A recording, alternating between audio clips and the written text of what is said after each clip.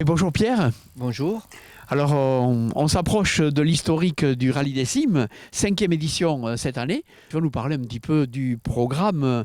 Alors cette année, on a décidé de le faire au mois de juin, le premier week-end de juin. On commencera vendredi après-midi par les contrôles techniques, administratifs et techniques. Les petits contrôles qu'on fait chaque fois, les cartes grises, les pneus, les papiers des participants. Et après, on partira pour 2 parcours terre différents pour chaque groupe. Après ça, on partira pour un repas le vendredi soir à Alzey. Samedi matin, on se retrouvera à Ligue de nouveau pour basculer après côté manège et se retrouver à Mendive pour le repas du midi.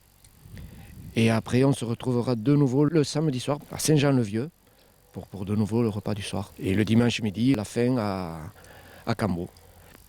Tout le monde ne passera pas sur le même parcours. Chaque groupe aura son parcours bien défini.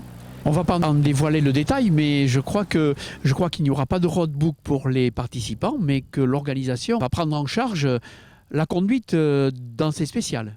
Oui, alors donc chaque groupe aura 3 responsables de l'écurie, un ouvreur, une intervention au milieu du groupe et un à la fermeture du groupe, qui changera aussitôt qu'on basculera après le Koloski vers la partie qu'on appelle le manège, nous ici. Le responsable qui fermera le groupe côté Soule deviendra chef de groupe côté manège. Voilà. D'accord. Donc les groupes devront rester ensemble, bien entendu. Alors est-ce qu'il y a une différence entre les 2 roues motrices, les 4 roues motrices? Comment ça a été organisé ça? On allait faire un petit parcours légèrement plus facile pour les 2 roues motrices, mais légèrement quand même. Il y aura quand même des difficultés. Alors ça, pour l'organisation de cette balade, de cette concentration, je pense qu'il y a des autorisations à obtenir. Il a fallu monter tout un dossier au niveau de la préfecture, et qui est quand même assez compliqué à remplir avec l'étude Natura 2000, avec toute une partie sécurité. Et puis il y a la partie respect de l'environnement, respect des lieux que l'on traverse.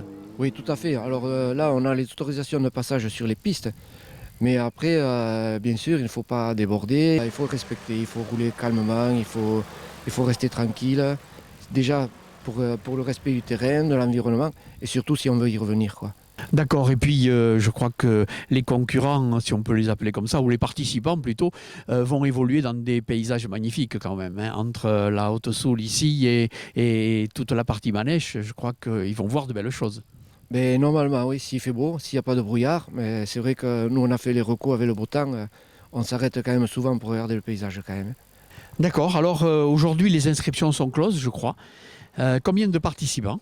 Alors aujourd'hui, les inscriptions sont closes, nous arrivons à 77 participants. On était parti sur plus, mais bon, c'est déjà pas mal. Il y a quelques anciens pilotes qui participent à cette concentration?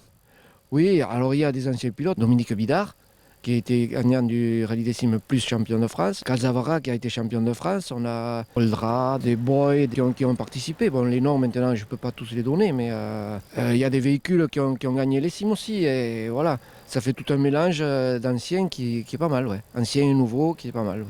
Ce sont tous de toute façon des passionnés de véhicules anciens et qui aiment bien redonner vie à ces vieilles voitures. Oui, tout à fait, il y en a beaucoup, on dit les anciennes voitures, mais qui sont pratiquement refaites, quoi.